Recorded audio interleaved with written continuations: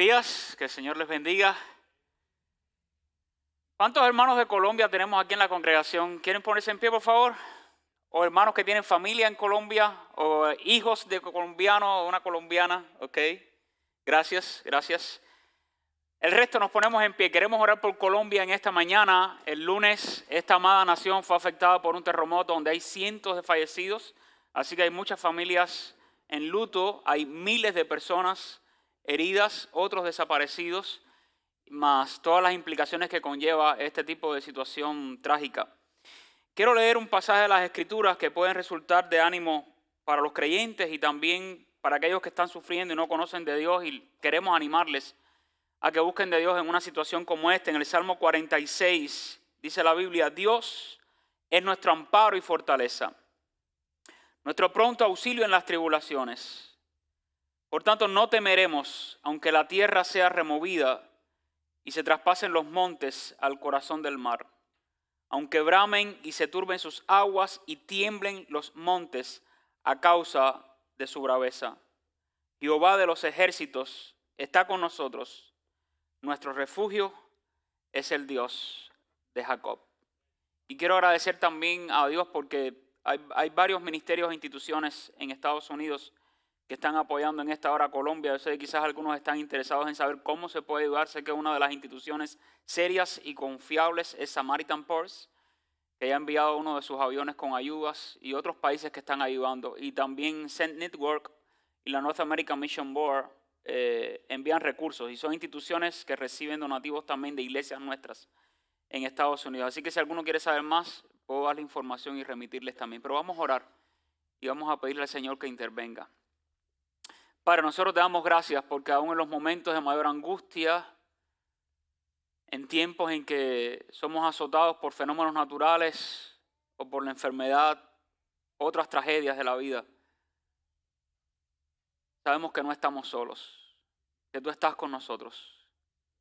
Y en esta hora estamos implorándote en el nombre de Jesucristo, tu Hijo, que tu presencia sea una realidad en Colombia, Señor, dando consuelo y fortaleza interior a todos aquellos que han perdido familiares, aquellos que tienen familiares heridos o que están heridos. Ayúdale, Señor. Y te imploro también en esta hora que las iglesias en Colombia puedan ser usadas por ti con poder para traer una palabra de ánimo y de consuelo. Y sobre todo el evangelio a aquellos que no te conocen. Bendice a Colombia, bendice a sus gobernantes en esta hora y que puedan tomar decisiones sabias que favorezcan el bienestar de la población. Y sé con otras naciones, instituciones y ministerios que están haciendo llegar ayuda significativa para aliviar de alguna manera y bendecir y ayudar a todos los que están sufriendo esa tragedia.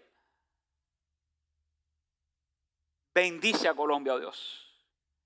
Y te imploro que también pongas paz interior y tranquilidad, y tu paz que sobrepasa todo entendimiento, en el corazón y en el interior de todos aquellos que, queriendo estar allí en esta hora ayudando, no pueden hacerlo por alguna razón. En el nombre de Jesucristo te lo imploramos humildemente. Amén y amén. Dios les bendiga. Gracias.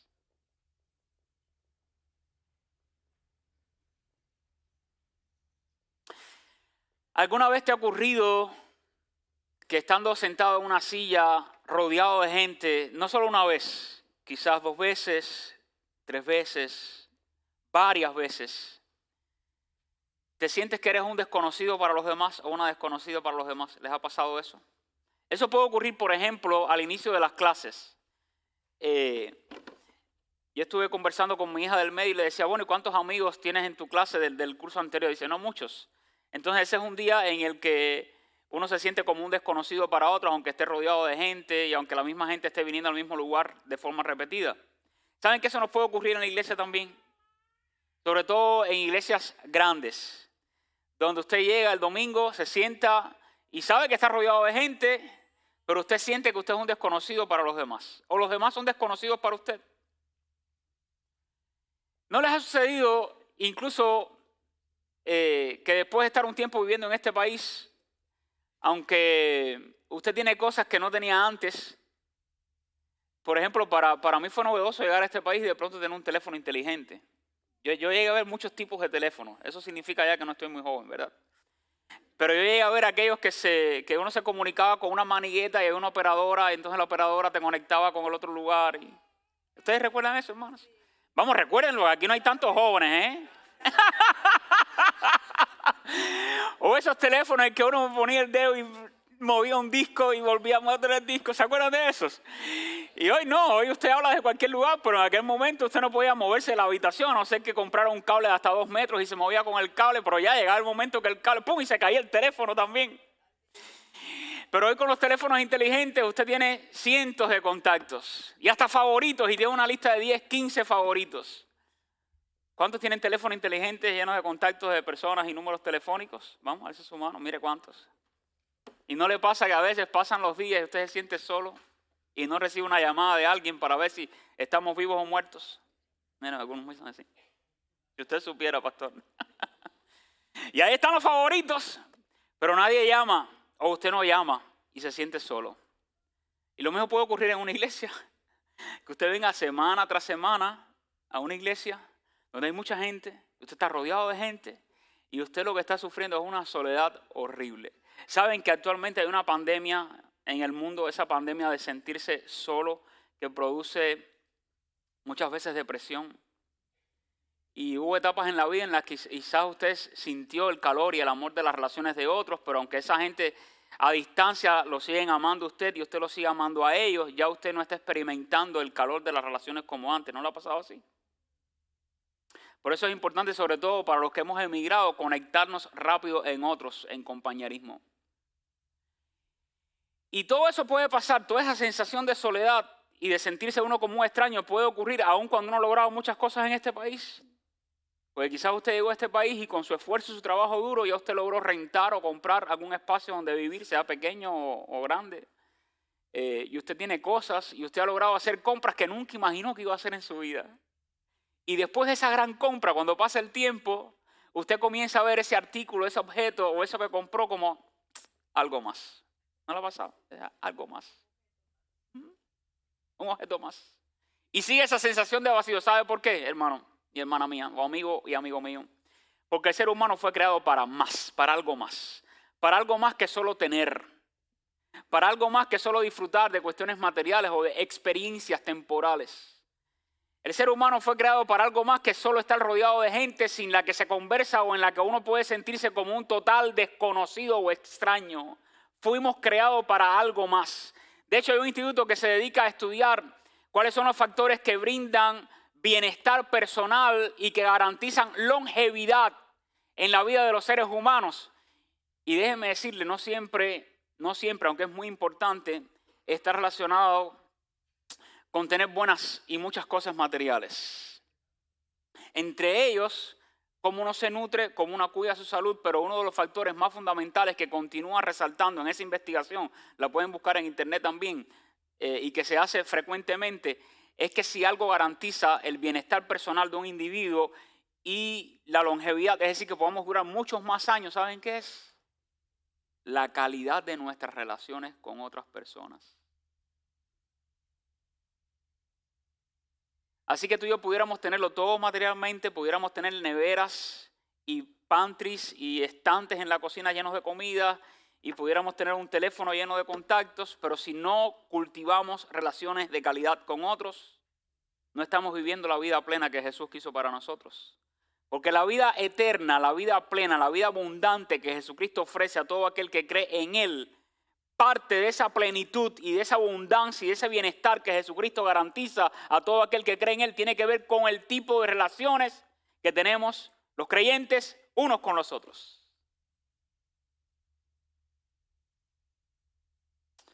En una ocasión, trabajando en un lugar en este país para poner comida en la mesa de mi familia, una de mis compañeras de trabajo, de pronto Dios me permite empezar a hablar acerca de la fe.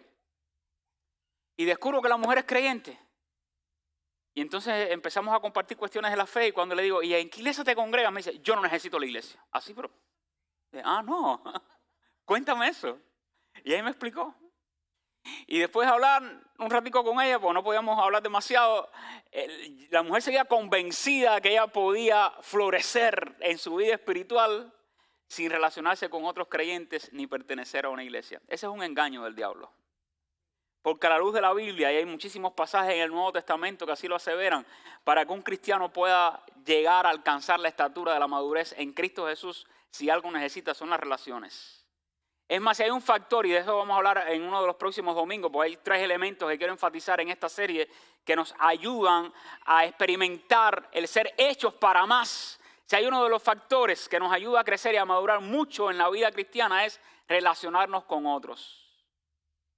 Eso implica que no siempre me voy a relacionar ni me tengo que relacionar con el que me cae bien o el que me trata bien. Saben que en ocasiones son la gente que no siempre nos caen bien y nos tratan bien a los que Dios más utiliza para moldearnos y hacernos más maduros en el carácter. Así que seguir a Jesús, como decíamos en la otra serie anterior, no solo significa amar a Jesús. Seguir a Jesús nos guía a experimentar una vida en comunidad, en relación con otros. Ese fue el diseño de Dios, donde nosotros llegamos a encontrar un lugar al cual pertenecer, llamado iglesia. Y a la luz de la Biblia, Dios desea que en la iglesia, en la comunión de los creyentes, seamos puentes de conexión para que otros que van llegando también se sientan que pertenecen a la iglesia. Hace poco, participando de un entrenamiento con un especialista que tiene un grado doctoral en este país y se ha dedicado décadas a enseñar a nivel de maestrías en seminarios, y él nos estaba enseñando acerca de la importancia de las relaciones y de los grupos. Y uno de los factores que hace que la gente llegue a las iglesias y se vayan y no se queden y no se establezcan, ¿sabe cuál es uno de los factores? Es que la persona que llega a la iglesia siente, aunque lleve asistiendo 2, 3, 4, 5, 6, 7 semanas o meses, que al final no pertenece a esa iglesia. Y como siente que no pertenece, se va. ¿Qué significa entonces pertenecer a la iglesia y por qué a la luz de la Biblia es importante pertenecer a la iglesia para disfrutar esa vida plena y abundante que Cristo nos ofrece? Quiero remitirles a un pasaje interesantísimo de la Biblia, que yo por cierto no he visto que muchos lo utilicen para hablar de este tema, pero que el tema está reflejado bíblica y teológicamente en las Escrituras en este pasaje. Hechos capítulo 9. Y aquí está la historia de alguien que se convierte y cuando intenta establecerse en el compañerismo de los creyentes lo rechazan y no lo dejan entrar. Y Dios usa a alguien para que al final él pueda conectarse con los creyentes y pueda desarrollar todo el potencial que Dios le ha dado y cumplir el llamado que Dios efectivamente le había dado. Les presento a Saulo de Tarso y vamos a hablar algo de su historia. Y aunque luego se convirtió en el gran apóstol Pablo, pero sepamos que al inicio le costó un trabajo entrar al compañerismo de los creyentes, como usted no se imagina. Así que esta historia relatada en este pasaje de Hechos 9, comenzando en el versículo número 26 en adelante, nos revela lo que significa pertenecer a un grupo de creyentes, pertenecer a la iglesia. Y lo primero que descubrí en este pasaje es que pertenecer a la iglesia significa superar barreras hasta lograr establecernos en ella. Pertenecer a la iglesia significa superar barreras hasta lograr establecernos en ella. En Hechos 9, versículo número 26, dice así: cuando llegó a Jerusalén trataba, hablando de Pablo, de juntarse con los discípulos. Este había sido un perseguidor de la iglesia, conoce a Jesucristo, tiene un encuentro con Cristo, deja de perseguir a la iglesia, comienza a creer en Jesús, a predicar a Jesús, y entonces saliendo del lugar donde estaba, en Damasco anteriormente, ahora llegando a Jerusalén, trata de juntarse con los discípulos, con los seguidores de Cristo, dice, pero todos le tenían miedo, no creyendo que fuese discípulo. Dice, entonces Bernabé, tomándole, lo trajo a los apóstoles y les contó cómo Saulo había visto en el camino al Señor, el cual había hablado, y cómo en Damasco había hablado valerosamente en el nombre de Jesús. Y estaba con ellos en Jerusalén y entraba y salía. Y hablaba denodadamente en el nombre del Señor y disputaba con los griegos, pero estos procuraban matarle. Anteriormente en Damasco los judíos procuraban matarle. Ahora en Jerusalén los griegos procuran matar a Pablo mientras testifica de Cristo. Versículo 30. Cuando supieron esto los hermanos, le llevaron hasta Cesarea y le enviaron a Tarso. Entonces las iglesias tenían paz por toda Judea, Galilea y Samaria y eran edificadas andando en el temor del Señor y se acrecentaban fortalecidas en el Espíritu Santo. El primer principio que hay en este pasaje es que pertenecer a la iglesia significa eso, que superemos intencionalmente todas las barreras hasta lograr establecernos en ella. Y suena extraño porque no debería ser difícil llegar a una iglesia y establecerse en ella, pero aquí vimos realidades de la vida.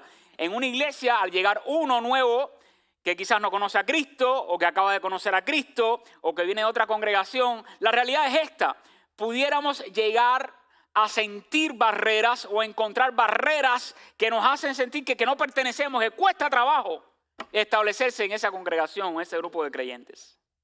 Pablo había conocido a Cristo camino a Damasco, luego pasó un tiempo en Arabia, voy a mencionar algunos textos que así lo evidencian, y ahora llega a Jerusalén y procura pertenecer al resto de los discípulos de Cristo. Sin embargo, dice la Biblia que halló resistencia de parte de ellos. ¿Qué razones había para eso? Primero, la desconfianza lógica de los apóstoles al saber que Pablo, antes de ser Pablo, era Saulo, y Saulo era un perseguidor de los creyentes. Era alguien que procuraba apresar a los creyentes y que se nutría al respirar el olor a la muerte de los cristianos. Así que era lógica la reacción del grupo de cristianos en Jerusalén. Pablo tenía un pasado oscuro y dudoso para ellos. Era lo que se llama, esta iglesia, un grupo cerrado que evitaba a toda costa ser penetrado por falsos hermanos. Les advierto, ¿saben un peligro de los grupos pequeños? Después de 1 o 2 años del grupo pasar tiempo juntos, aunque parezcan amigables, aunque parezcan hospitalarios, generalmente se convierten en grupos cerrados. Y cuando llega el nuevo, le cuesta trabajo pertenecer. Pero quiero que vean las razones por las cuales estos creyentes no dejaban que Pablo formara parte de su compañerismo. En el versículo 1:26 dice: pero todos le tenían miedo, no creyendo que fuese discípulo. Y esta expresión, todos le tenían miedo, expresa un estado de ánimo de miedo y de temor que llegó a ser persistente y generalizado. No era el miedo de uno, no era el miedo de dos, era el miedo de la mayoría de los creyentes, porque conocían cuál era el trasfondo de Saulo de Tarso, un perseguidor cruel de la iglesia. Y como resultado no creían que él realmente se hubiera convertido y fuera un discípulo de Jesucristo. ¿Cuáles eran los antecedentes de Pablo? Si usted lee el propio libro de Hechos, capítulo número 9, pero los versículos 13 y 14 dice: entonces Ananías respondió, alguien a quien el Señor pide que vaya a orar por Pablo cuando él se convierte. Ananías respondió: Señor, yo he oído de muchos acerca de este hombre, no de uno ni de dos. Usted sabe, a veces alguien te dice algo y dice, debería creerle a ella o a él. Hay información que uno debería recibir o no dependiendo de la fuente, ¿no? Pero no era una, no eran dos. Dice que muchos hablaban acerca de este hombre y lo que hablaban no era bueno. ¿De cuántos males no solo ha deseado, dice la Biblia, de cuántos males ha hecho a tus santos en Jerusalén? Así que es un hombre peligroso que está intentando entrar al grupo de los creyentes después de haber conocido a Cristo. Dice, y aún aquí tiene autoridad de los principales sacerdotes para prender a todos los que invocan tu nombre. Era alguien con poder y con autoridad para hacer daño a los creyentes, respaldado por las autoridades religiosas de esa época. Así que Pablo provocaba el mal entre los discípulos de Cristo en Jerusalén, los prendía por su fe. Recuerde que Pablo está tratando de juntarse con los discípulos de Jerusalén, la misma ciudad a donde él traía presos a los seguidores de Cristo que él iba encontrando en Damasco. Si usted lee Hechos capítulo número 9, los versículos 1 al 2, dice: Saulo, respirando aún amenazas y muerte contra los discípulos del Señor, no contra bandidos, ni contra delincuentes, ni contra pandillas, Este hombre está respirando amenazas y muerte contra gente que aman a Dios y son nobles y quieren lo mejor para la sociedad. Dice que vino al sumo sacerdote y le pidió cartas para las sinagogas de Damasco a fin de que si hallase algunos hombres o mujeres de este camino, los trajese presos a Jerusalén. Así que no existen solo narraciones en la Biblia de testigos que evidenciaron cuál era el pasado de Pablo, sino el mismo Pablo ahora testifica de su pasado oscuro. Cuando usted lee Gálatas capítulo 1, versículo 13, está hablando Pablo, dice: porque ya habéis oído acerca de mi conducta en otro tiempo en el judaísmo. Yo perseguía sobremanera a la iglesia de Dios y la asolaba. ¿Saben qué significa el término asolar? Mi intención era destruir la iglesia. Yo he conocido malos líderes en este mundo que han declarado su intención de desaparecer las iglesias en algunas naciones. Esto era lo que hacía Pablo. Él se había propuesto, al perseguir y apresar a los cristianos, hacer desaparecer a los creyentes. Así que Pablo era un hombre que alimentaba su ego y su legalismo religioso, persiguiendo a los cristianos, haciéndole la vida imposible, arruinándolos todo lo que pudiera. Actuaba con violencia y agresividad con el propósito de hacer desaparecer las iglesias. Así que los temores iniciales de Ananías y del resto de los discípulos de Jerusalén estaban fundamentados en hechos, no en apariencias, no en chismes, no en comentarios, en realidades. Pablo, por tanto, representaba una amenaza seria para ellos. Y esto me hace reflexionar que es posible que nuestro pasado haga que algunos creyentes al inicio, cuando lleguemos a una iglesia, se resistan a creer en nosotros y no deseen aceptarnos. Por diferentes razones. Por ejemplo, en mi país hubo ese propósito de parte del gobierno, eliminar las iglesias. Y muchas veces las iglesias fueron infiltradas por personas del gobierno, enviadas para monitorear las iglesias. De hecho, hay una oficina especial en Cuba que se dedica a monitorear las iglesias y a presionar y a coercionar a las iglesias, con personas que se le paga a tiempo completo para eso. La Oficina de Asuntos Religiosos del Comité Central del Partido Comunista de Cuba. Y a veces uno veía de pronto de visita a algunas personas que uno decía, qué sospechoso me resulta esta gente. Porque qué extraño que ahora yo estoy haciendo una cruzada evangelística o estoy planeando esto que quiero hacer en la comunidad y ya me están llamando de la oficina del gobierno para que yo no la haga. Eso es alguien de adentro que me está echando para adelante o me está delatando. Esto es lo que estaba pasando con Pablo. Los creyentes no lo querían porque de hecho se estaban infiltrando personas fuera del cristianismo para meterse a las iglesias y hacerle daño a las iglesias. Ese era el contexto de ese momento. Pero quiero que entendamos un principio importante. Hoy todavía existen grupos de creyentes que permanecen cerrados a recibir a determinadas personas con un pasado extraño o dudoso, sea ideológico, sea moral, sea filosófico, y nos cerramos a recibirlos. Pero es importante entender que pertenecer a una comunidad de fe, esto es importante que lo entendamos, pertenecer a una comunidad de fe no borra automáticamente nuestro pasado ni los prejuicios. Por lo tanto, se requiere tiempo, paciencia y transparencia para que otros también nos reciban. Pero la desconfianza humana es una barrera natural ante transformaciones radicales que Dios puede hacer en nuestra vida. Sin embargo, quiero alertarles, iglesia, de esto. Debemos evitar ser dominados por la desconfianza para cultivar un compañerismo auténtico entre creyentes. Y cuando a veces en mi país o en cualquier otro uno siente o respira un sospechoso, la confianza está en Dios. Y en lo que el propio Jesucristo dijo, ni las puertas del infierno van a prevalecer contra la iglesia. No hay por qué temer a nadie. A un ser humano que intente dañar una iglesia,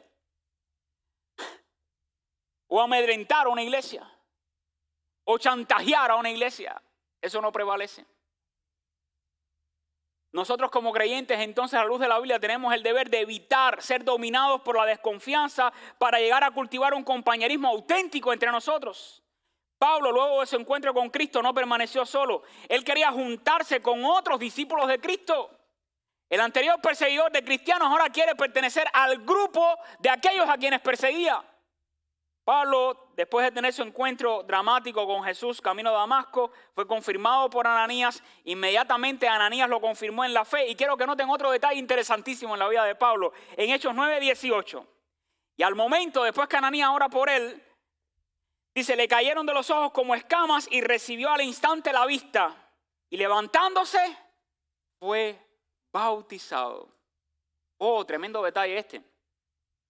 Porque en aquel contexto histórico y religioso, el bautismo tenía un significado tremendo, que continúa siendo el significado de hoy, ¿verdad? Pero la connotación de aquel momento era superior. ¿Saben por qué? Porque alguien que se bautizaba primero debía bautizarse públicamente. Y cuando se bautizaba públicamente, se estaba identificando públicamente con una creencia diferente al resto de la cultura de la época. E identificarse con Cristo y declarar con el bautismo, el César no es mi Señor se llama Jesucristo resucitado, les podía costar la vida. Así que el hombre que estaba persiguiendo ahora se convierte e inmediatamente se bautiza, se identifica con aquel contra el que estaba dando cosas contra el aguijón.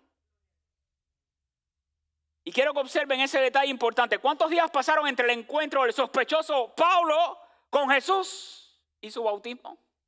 ¿Cuántos? Lo responde Hechos, capítulo 9, versículos 8 al 9. Dice, entonces Saulo se levantó de tierra y abriendo los ojos no veía a nadie. Así que llevándole por la mano le metieron en Damasco, donde estuvo 3 días sin ver y no comió ni bebió. Y después de esos 3 días vino Ananías, oró por él, se le cayeron las escamas de los ojos, comenzó a ver y se bautizó. 3 días de su conversión a su bautismo. Inmediatamente se bautizó. Y aunque Lucas en el libro de Hechos resume el tiempo de forma narrativa, hay eruditos y estudiosos de la vida de Pablo basados en el texto bíblico que aseguran que entre su estancia en Damasco y su visita a Jerusalén, el texto que estamos leyendo hoy, para juntarse con los discípulos, pasaron entonces 3 años.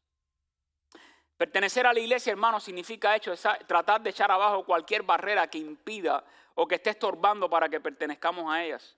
Pueden ser barreras culturales, pueden ser barreras de diferentes tipos, pero nosotros necesitamos pertenecer a la iglesia, ser pacientes con aquellos que de pronto nos pueden ver de manera sospechosa hasta que Dios y la vida se encarguen de demostrar que realmente Dios nos ha transformado, Dios nos ha cambiado a pesar del pasado oscuro y difícil que hayamos tenido.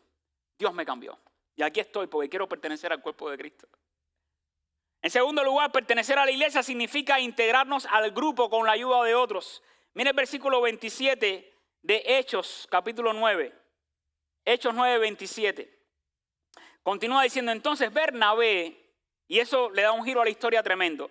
Entonces Bernabé, tomándole, lo trajo a los apóstoles y les contó cómo Saulo había visto en el camino al Señor, el cual le había hablado, y cómo en Damasco había hablado valerosamente en el nombre de Jesús, y estaba con ellos en Jerusalén, y entraba y salía. ¿Saben por qué Pablo, entre otras cosas, vino para que Bernabé también lo presentara? Porque él entendía ya la necesidad que tenía del apoyo espiritual de otros para su crecimiento espiritual.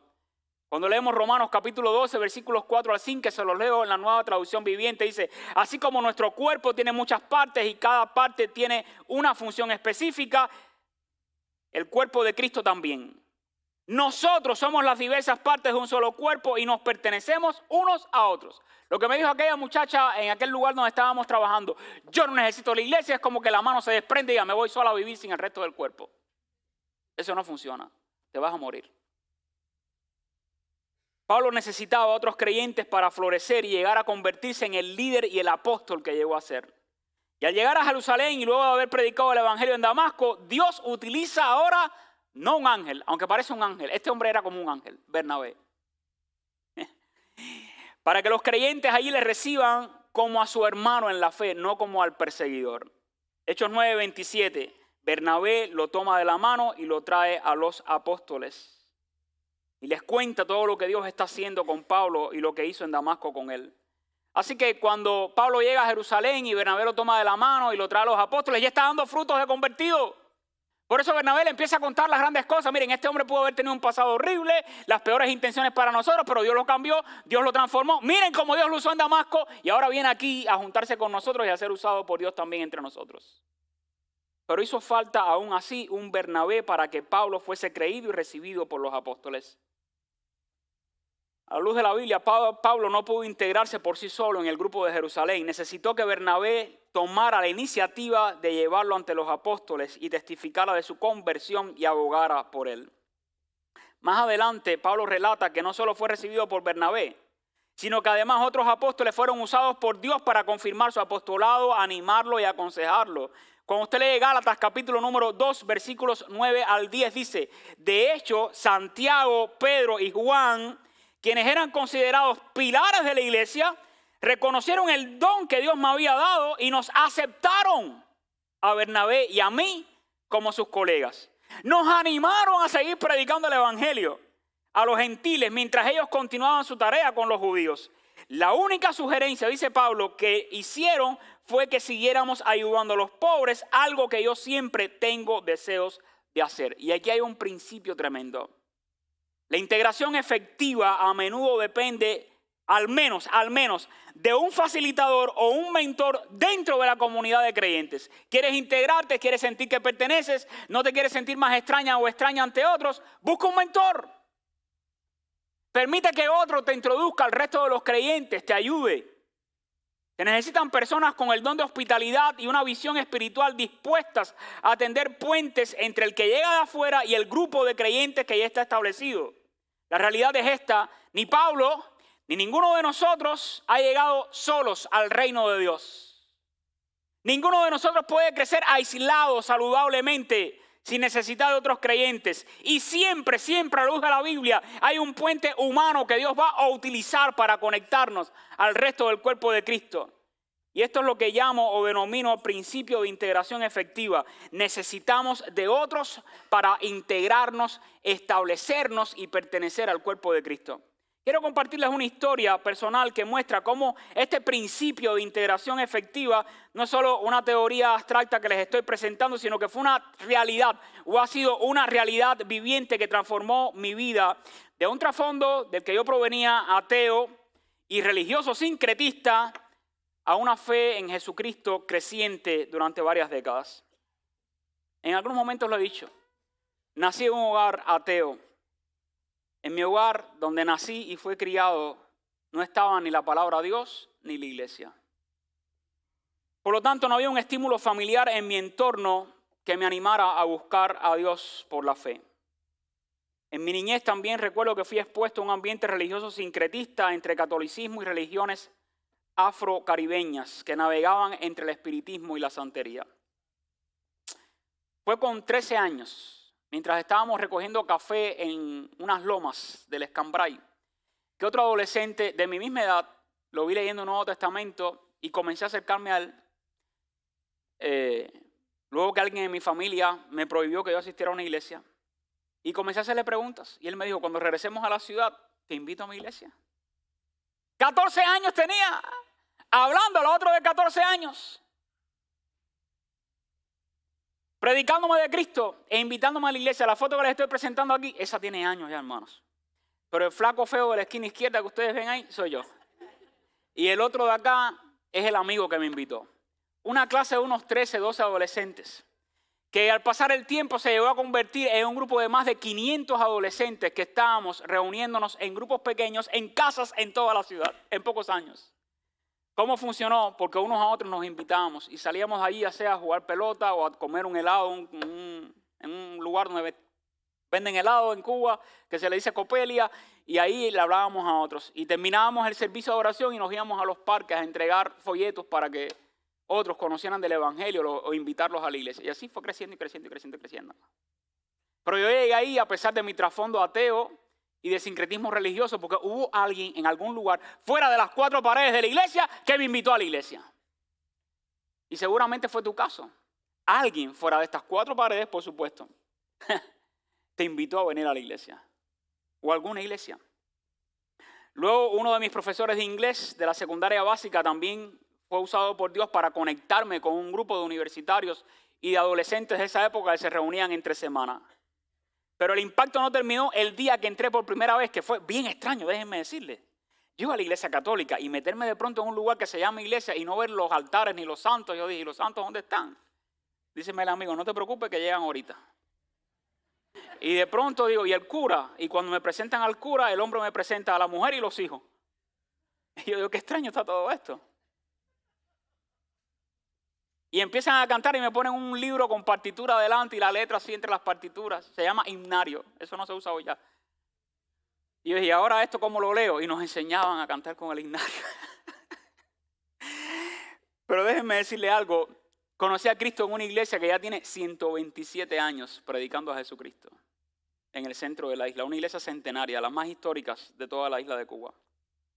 Y Dios usó a personas maduras e interesadas en ayudarme a crecer, que tuvieron una visión y una hospitalidad para discipularme e integrarme a un grupo pequeño.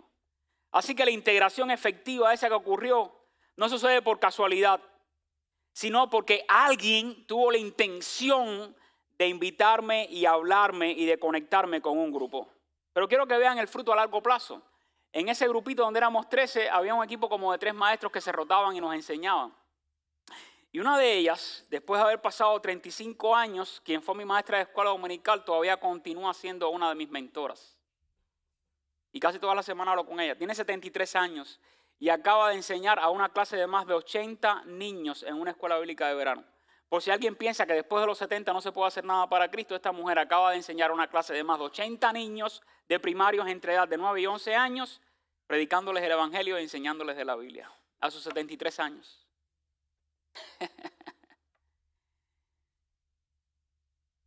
Pero eso, hermanos, no ocurre en un evento de un día. Es una relación que puede llegar a formarse para toda la vida.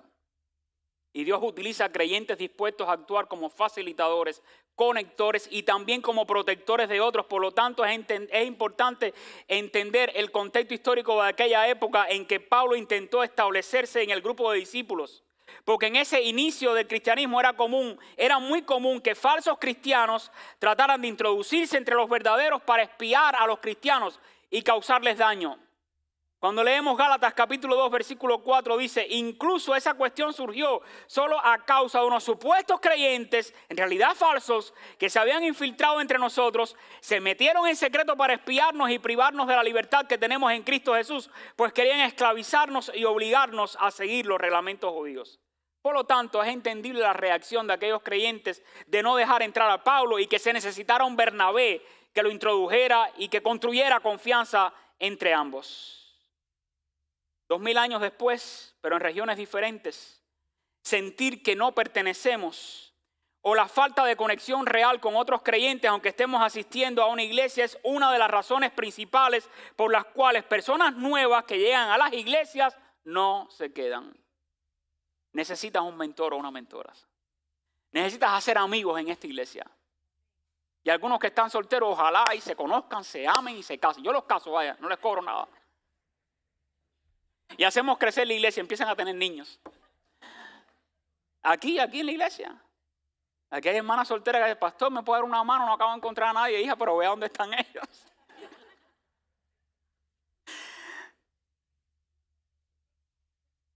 Saben que pudiéramos llegar a ser amigables, pero no estar demostrando realmente un deseo de que otros pertenezcan.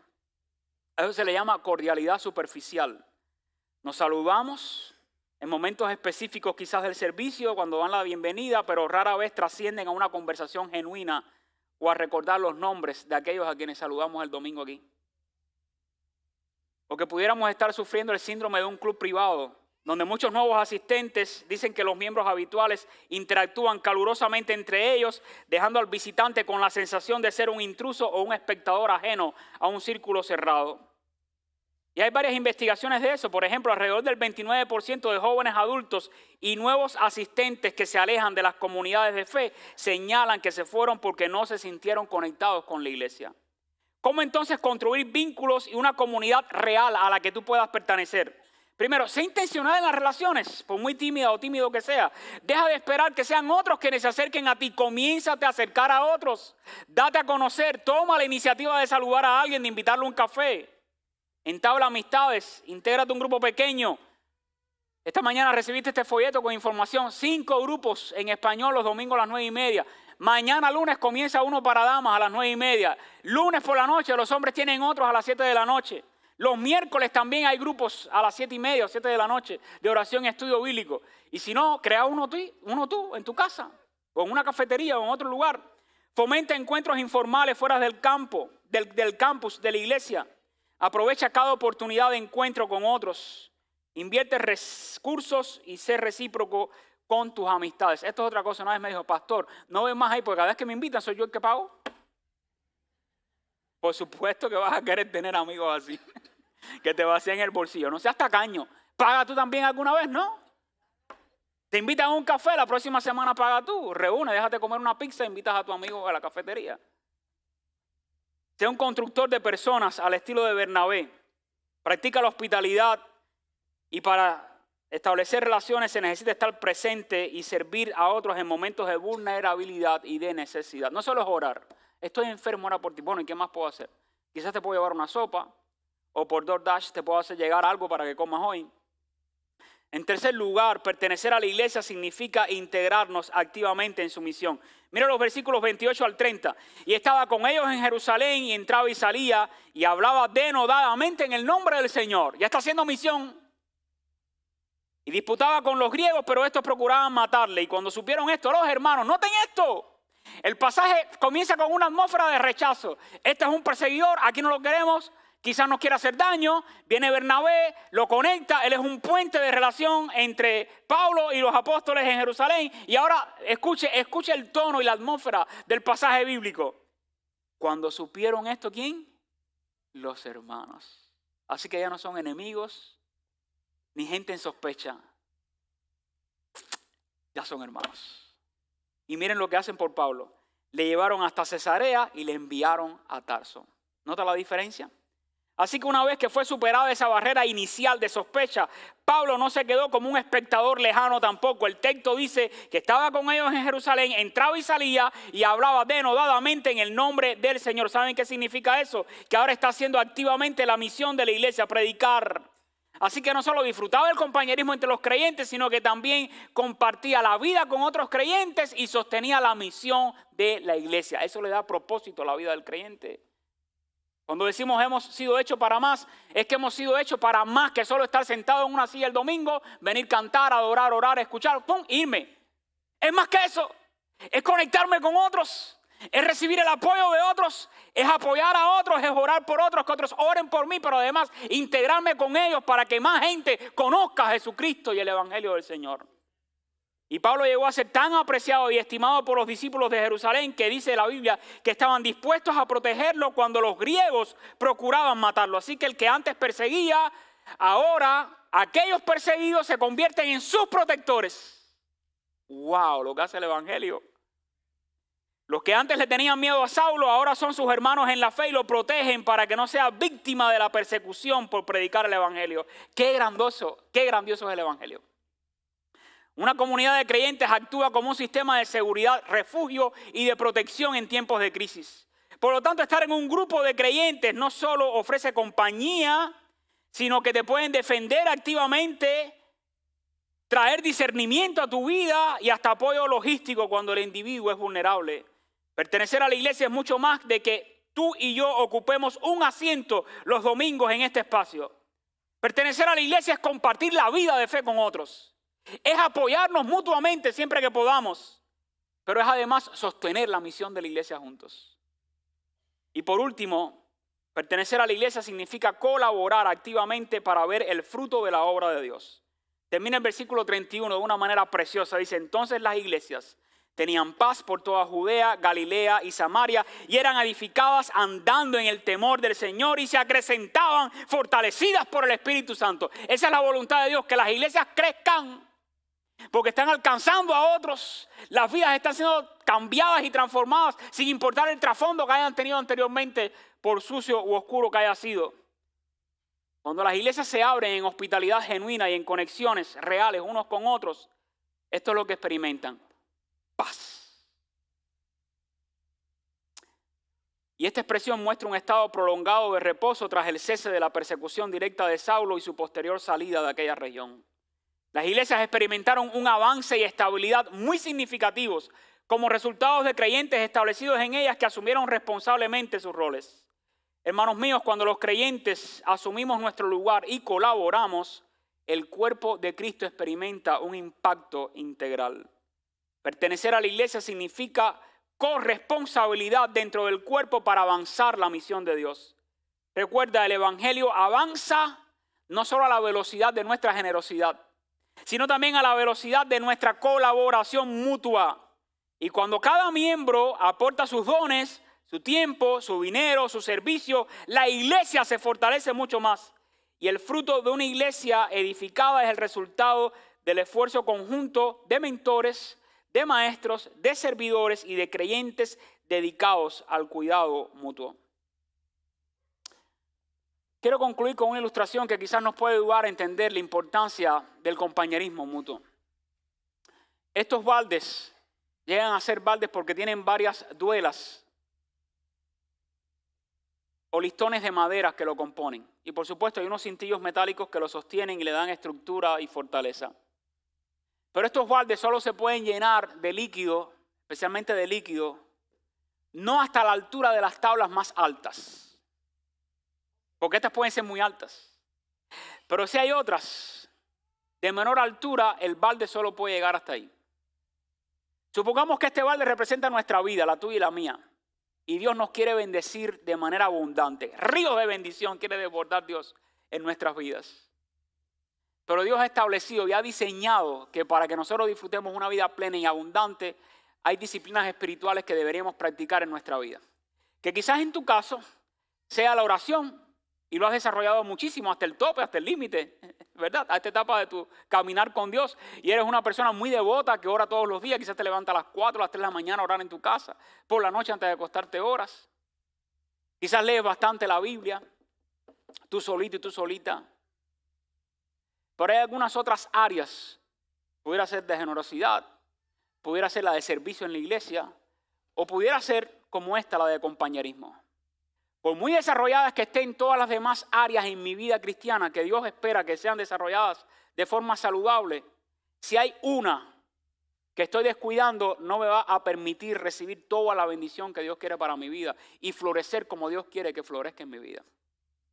Pudiera ser que te identifiques y digas, verdad, yo vengo a la iglesia, yo oro, yo leo la Biblia, yo sé del Señor, yo le hablo a otros de Cristo, yo ofrendo, pero no me relaciono mucho con la gente porque la gente es complicada. ¿Usted sabe, pastor?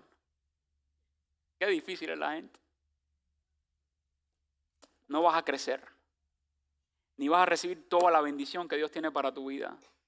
Porque si hay algo que podemos testificar los que llevamos más tiempo caminando con el Señor es que si hoy somos lo que somos, primero por la gracia de Dios. ¿Verdad que sí? Todo lo que somos, todo lo que tenemos, todo lo que sabemos, Dios usó a otras personas para enseñarnos, para animarnos, para inspirarnos, para mostrarnos el camino, para corregirnos.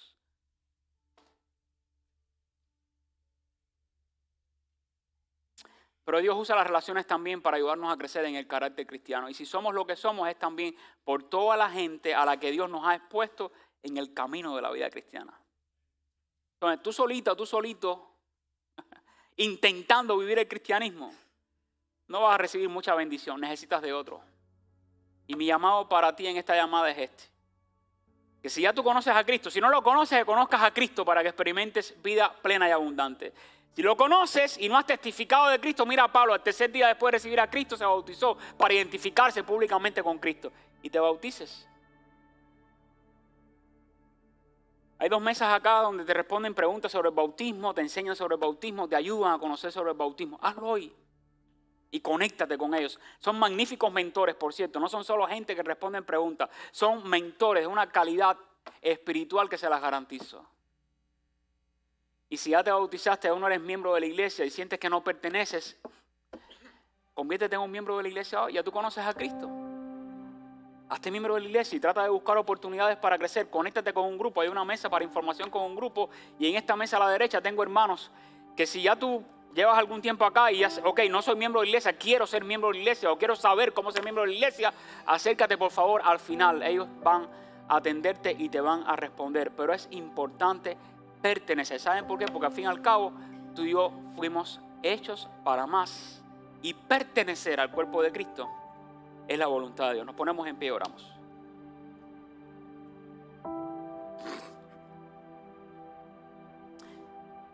Padre, te damos gracias por Jesucristo nuestro Salvador. Gracias por la vida eterna, Señor.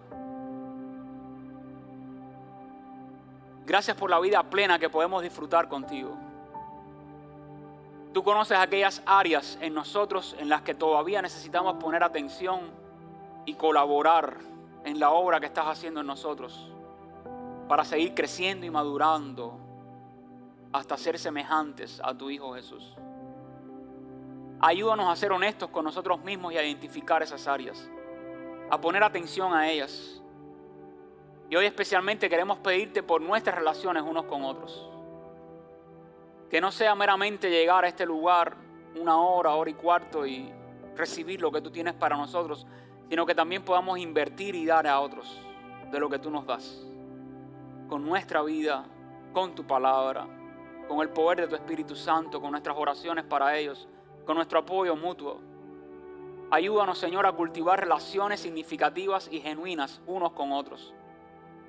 Y a sentir que pertenecemos, que no somos extraños ni advenedizos, sino que formamos parte de tu reino y de tu cuerpo, que es la iglesia, a quien amaste y te diste por amor a ella. Bendícenos, oh Dios, y ayúdanos a ser un puente también de conexión para otros, a conectar personas que van creyendo en ti para que se sientan parte del cuerpo de Cristo, amarles, aceptarles,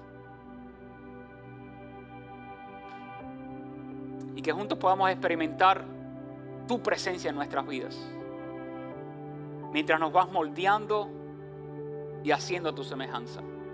Y ahora, oh Dios, que tu gran amor, que la gracia de Cristo nuestro Salvador por siempre y que la comunión de tu Espíritu Santo sea con cada uno de nosotros hoy y siempre, por los siglos de los siglos. Y el pueblo de Dios dice amén. Si tienes un próximo paso, a tomarlo hoy. Vamos, conéctate con otros. Que Dios te bendiga, invita a alguien y nos vemos el próximo domingo.